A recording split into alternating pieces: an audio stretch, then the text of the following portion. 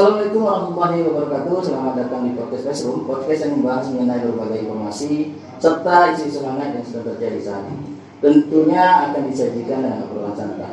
Dan tidak asik obrolan ini bila tidak menghadirkan salah seorang narasumber yang berkompeten di bidangnya. Kali ini podcast Classroom kehadiran salah seorang tokoh muda. Beliau adalah Bang Sundir Putra atau yang akrab disapa dengan Bang Dogel. Beliau juga salah seorang pimpinan dari GP Ansor Kabupaten Bogor Jambi. Bagaimana kabarnya saat ini, Bang? Oke, sehat nih. Alhamdulillah. Bang, sebelumnya saya ingin mengucapkan terima kasih karena sudah meluangkan waktu untuk main-main di podcast Classroom. Terima kasih banyak sekali lagi, Bang. Sebenarnya saya juga tidak tahu, Bang, untuk tema kita kali ini apa yang bagusnya kita obrol, Bang. Sebenarnya kalau untuk obrol yang lagi menarik nih di Kabupaten Bogor Jambi, sebetulnya kan tentang kesejahteraan, kemajuan. Nah ini pas nih, ini bisa mengundang Kabupaten Bogor Jambi yang kedua. Ini kan sudah usia remaja. Benar.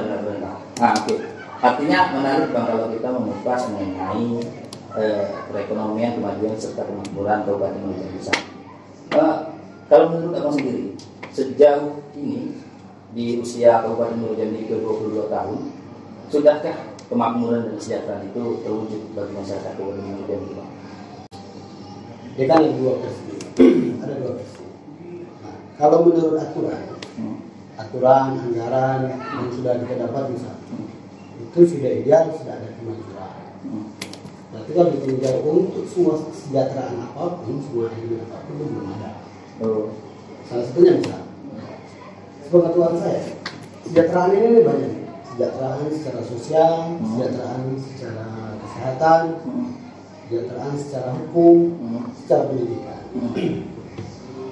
Nah, ini untuk tema awal ya, untuk membicarakan tentang kemajuan Kabupaten Bogor Jambi, kesejahteraan Kabupaten Bogor Jambi. Kalau sudah ada kemajuan, tentu ada kesejahteraan. Di bidang pendidikan kan, kalau yang sudah teranggarkan gitu misal masih di sektor SD, SMP, SMA sampai perguruan tinggi. Sejauh ini Kabupaten Bogor Jambi hanya Kabupaten Bogor Jambi yang belum memiliki perguruan tinggi, sekolah tinggi. Universitas Jambi itu bukan Kabupaten Bogor Jambi, sesuai provinsi. Sama ada UIN. itu bukan punya provinsi. Bukan punya kabupaten. Itu bukan intervensi Kabupaten Bogor Jambi. Tapi Bang, secara geografis kan berada di Kabupaten Bogor Jambi. Secara geografis, tapi secara kepengurusan intervensi tidak. Itu jelas provinsi yang punya besar ya. Kalau UIN itu punya dua lembaga itu. Lembaga Kementerian Pendidikan dan lembaga Kementerian Agama. Nah, kalau Unja murni punya Kementerian Agama, Kementerian Pendidikan. Mereka langsung kan contoh nih di kampus-kampusnya itu ada perguruan tinggi, sekolah tinggi ekonomi Islam, ada sekolah tinggi agama, sekolah tinggi tarbiyah, sekolah tinggi yang lain-lain. Yang di Kabupaten Bogor Jambi. Itu dari segi pendidikan, Bang. Kemudian kalau dari segi kesehatan, gimana? Kalau untuk ini menurut pengetahuan kita ya, pengetahuan kita sebatas pengetahuan kita saja. Atau yang terjadi insiden di lapangan saya. Secara ini Bogor Jambi sudah mumpuni untuk memberikan fasilitas kesehatan. Contoh, kalau kita lihat dari geografi kan Bogor Jambi ini kan mengelilingi kota. Intinya kan geografinya kan terlalu jauh. Nah, sejauh ini dalam kurun 22 tahun usia Kabupaten Bogor Jambi ini kan tentu sudah masuk ke tahap dewasa. Artinya kan bukan remaja lagi. Sudah masuk ke tahap dewasa. Artinya kan sudah nampak dan keluar tentang kemajuan. Di sektor kesehatan, Kabupaten Bogor Jambi sudah memiliki tiga rumah sakit. Pertama rumah sakit Ahmad Ipin, salah satunya sentral Kabupaten Jambi, kedua rumah sakit Sungai Belang, ketiga rumah sakit Sungai Bahar. Ini kan secara fasilitas kesehatan Jambi sudah memang tetap. Ya. Mengenai pelayanan. Tetapi kan di dalam hal itu harus kita lihat tentang pelayanan. Ya. Pelayanan kesehatan itu seperti apa? Nah, sejauh ini kan masih banyak nih keluhan masyarakat tentang kesehatan Kabupaten Jambi. Dan saya juga tidak tahu nih alasan kenapa.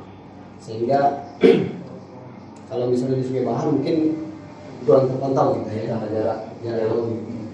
Nah, orang masyarakat Muara Jambi ini lebih ideal berobatnya ke pusat kota, ke kota Jambi. Kita tidak tahu apa persoalan, apa sosialisasinya kurang atau memberikan fasilitas yang kurang, gitu. Fasilitas medis. Nah, atau juga tentang kurangnya sosialisasi atau bantuan-bantuan kepada masyarakat yang menerima iuran kesehatan, bukan yang bukan peserta ya. Kalau dan saya kan peserta nih, peserta. Saya punya layanan kesehatan di kelas 2, itu kan peserta. Kan ada penerima bantuan iuran Ya, jaminan sosial yang gratis. Ya. Oke, apa itu yang kurang? Itu, Bang. Kalau itu kan menurut perspektif Abang, sudut pandang. Ambil minum ya? Iya, silakan Bang. Santai Bang.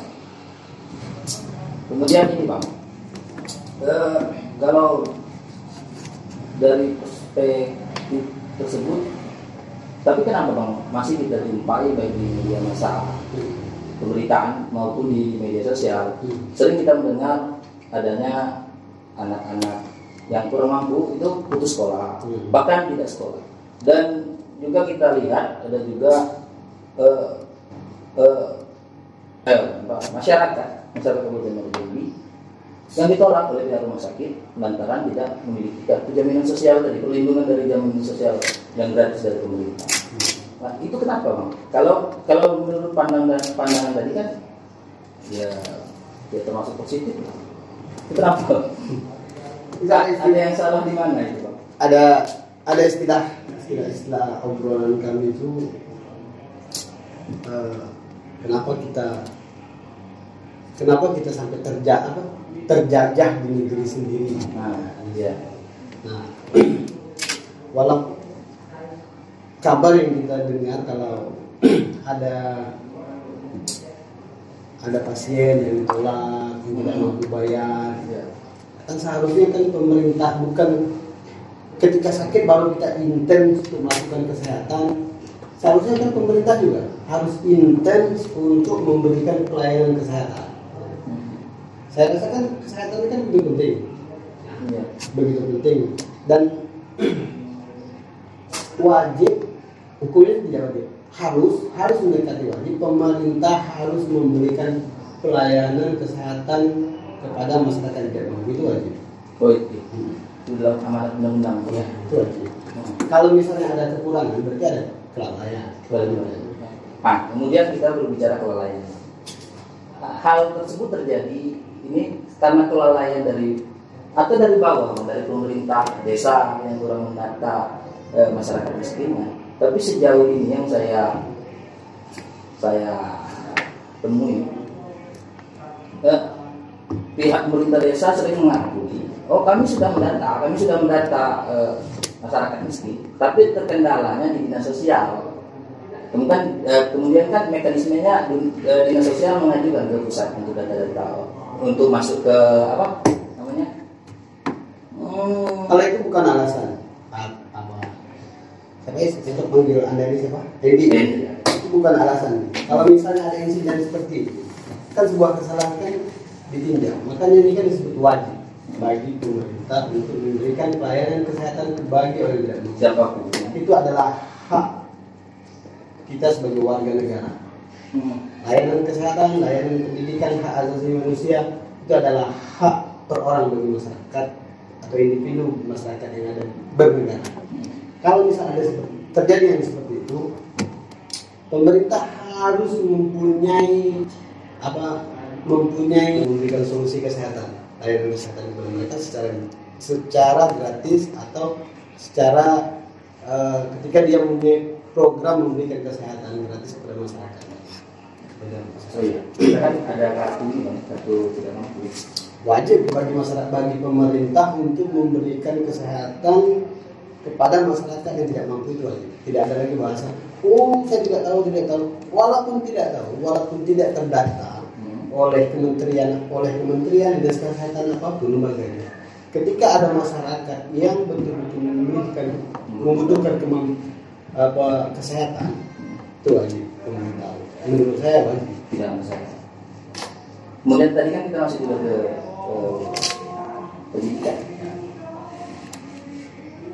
Pandangan apa gimana? Masih ada yang tidak sekolah, habis sekolah, kemudian putus sekolah. Alasannya sama. Alasan juga sama, karena tidak mampu. Masa di zaman sekarang masih ada putra bangsa yang kesulitan, anak-anak bangsa yang kesulitan. Padahal seperti yang kita ketahui, pendidikan itu sudah dijamin oleh negara. Nah, di era sekarang masih ada juga anak-anak yang putus sekolah bahkan tidak bisa sekolah lantaran tidak adanya biaya.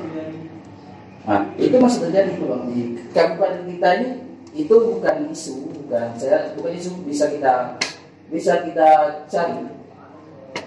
Entah terlepas ini adalah alasan orang tuanya, ataukah memang pada kenyataannya memang tidak mampu.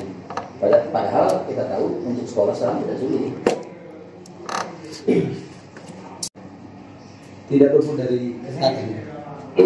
Pendidikan, memberikan pendidikan kepada masyarakat, kepada anak-anak. Dan kan di dalam amanat undang-undang kan tentu diwajibkan kepada masyarakat Indonesia, masyarakat Murid Indonesia secara global wajib menuntut ilmu dari usia dini sampai keguguran. Kalau sudah dijamin bahkan sebagai hak asasi. Bahkan itu termasuk. Bahkan pemerintah sudah memberikan jaminan dengan menggelontorkan anggaran atau menyiapkan anggaran sebesar 20% kalau dulu ya, 20% ya, sekitar 20%. Nah, dengan anggaran 20% itu sendiri, saya rasa tidak ada lagi bahasa anak-anak yang tidak aneh jadinya. Aneh. Oke. Untuk zaman sekarang, generasi megah ini itu aneh. Kalau bisa ada terjadi, ya pemerintah harus memberi solusi. Kan banyak nih program-program yang harus diberikan kepada anak yang tidak mampu. Kalau misalnya daerah, dari pusat misal ada ada lembaga yang memberikan bantuan terhadap pendidikan misalnya. Dari Basnas juga bisa memberikan bantuan bentuk beasiswa atau bantuan insidentif kepada Basnas bisa memberikan bantuan. Bukankah Basnas sifatnya hanya memberikan bantuan sementara? Kalau pendidikan kan biayanya bisa sampai 3 tahun. Banyak nih. Pembiayaan full atau gimana? Pembayaran full itu tidak bagi Basnas. Itu tergantung. Artinya kan dia bisa memberikan bantuan. Contoh misal kuliah akomodasi ke Mesir dia bisa memberikan. Oh iya.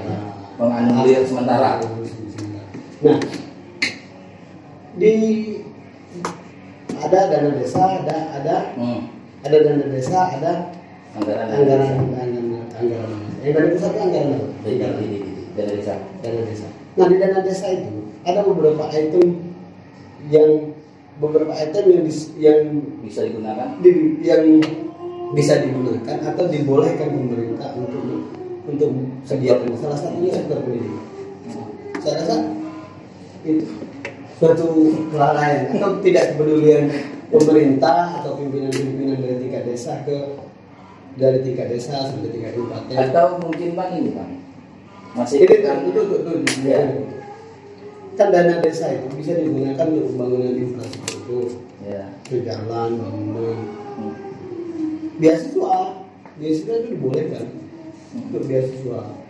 Nah, apalagi kalau dulu kan ada program saat zaman BA itu ada program MKK.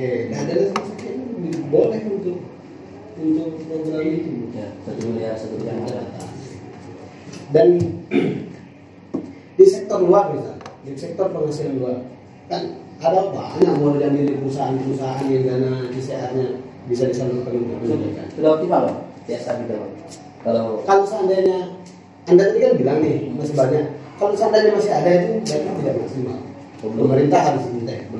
Pemerintah harus intent dan memang harus diurus hal-hal begitu, dibentuk tim apa begitu. Agar kan sama nih. PCR itu kan untuk mendongkrak dia juga ya. PCR itu kan salah satunya itu bisa ke pendidikan, ke kesehatan, itu wajib. Kalau dalam aturan itu wajib. Iya, betul. Kalau meleset dari itu gitu. Kalau nggak maksimal, kalau masih ada kayak gitu kita nggak tahu nih apa yang dilakukan pemerintah. Iya. Nah, kemudian ini Pak,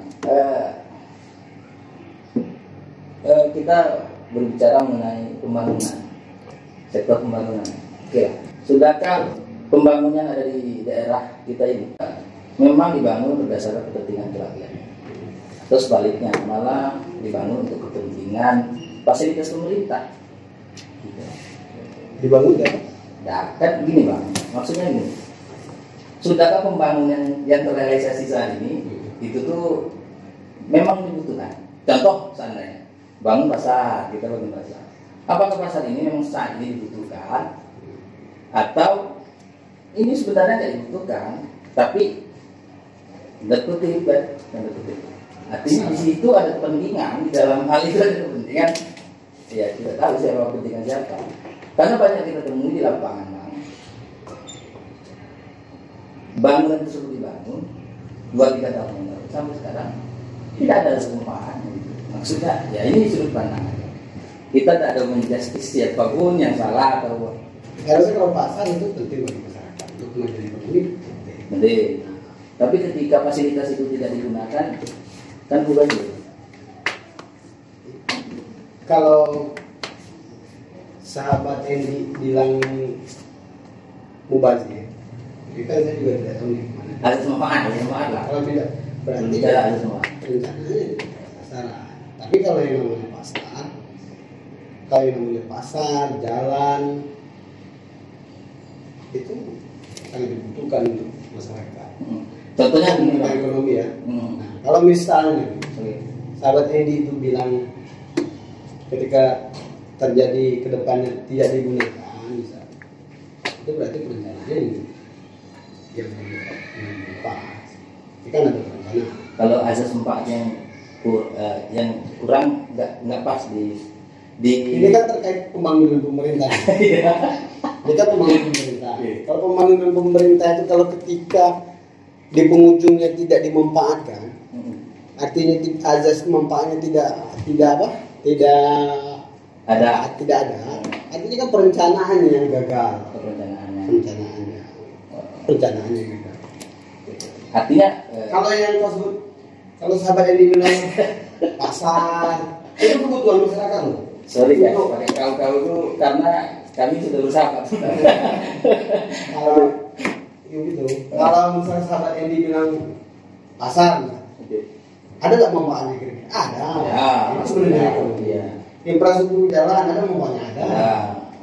Pasti ada. Tapi sudah sesuai dibutuhkan oleh masyarakat atau tidaknya itu. Kalau tidak sampai mengena ke situ, berarti perencanaannya yang gagal. Rencananya. Perencanaan yang gagal. Nah, kemudian ini Bang, kan kita selaku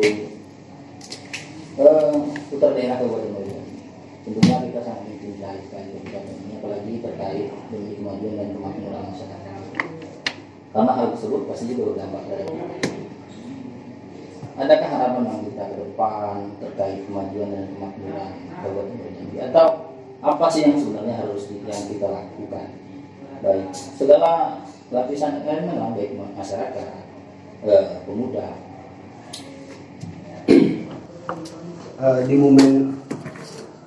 Di momen bertambahnya usia Kabupaten Muaro Jambi ini yang ke-22, tentunya kan sudah dewasa. Artinya harapan saya kepada pemerintah dan semua elemen masyarakat Kabupaten Muaro Jambi, tentunya tingkatkan semua. Tingkatkan dari semua sektor kesehatan, sektor pendidikan, sektor kenyamanan dan keamanan masyarakat Kabupaten Muaro Jambi. Itu yang paling PR penting bagi pejabat-pejabat Kabupaten Muaro Jambi atau pemerintahan Kabupaten Muaro Jambi. Itu yang paling penting. Artinya masa yang berwenang, instansi yang terkait dulu. Ya, dari semua sektor itu. Dari segala lini sektor. Ya. Nah, kemudian ini Bang, ini sekalian kita membicara obrolan kita pada hari ini. Kabarnya ini Bang, ini baru isu-isu di luar sana. Kabarnya Abang ini termasuk salah satu yang digadang-gadangkan calon kuat untuk ketua kita Kabupaten Muaro Jambi. Itu gimana, benar atau hanya isu Bang? Dan juga ini Bang, menanggapi masalah kompromi untuk BP Ansor provinsi, ketua provinsi di Bangko yang akan kalau tidak salah dilaksanakan November ini. Mas kali ini menanggapi hal itu Bang. Kalau saya itu kan memang cenderung berorganisasi yang sifatnya ideologi, misalnya kan NU ini kan bagian GP Ansor ini bagian daripada NU, katakanlah anak laki-lakinya NU. Jadi sejauh ini kan memang aktif di GP Ansor, di pengurusan sahabat Majid ini. Jadi kalau bilang saya salah satu yang kuat kan? Oh, tapi secara pribadi kalau ingin mencalonkan diri sendiri, kalau dicalonkan itu gimana Bang? Belum bisa jawab ya. Tentu jawab itu pas di akhir di saat Kumpercap. Kumpercap ya, jadi kabupaten. Terkait pertanyaan Komperwil, ya. Kalau Komperwil ini kan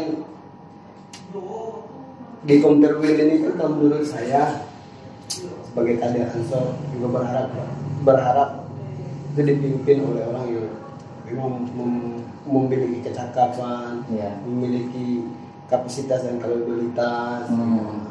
Yang paling penting dia memang dari warga Najin.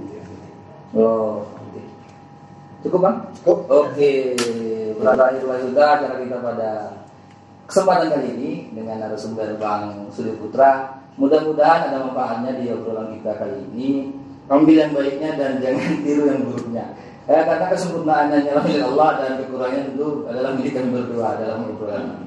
Dan jangan lupa ikuti terus video-video obrolan selanjutnya, dan jangan lupa di subscribe, like, komen, serta aktifkan loncengnya agar tidak ketinggalan video-video selanjutnya. Sampai jumpa.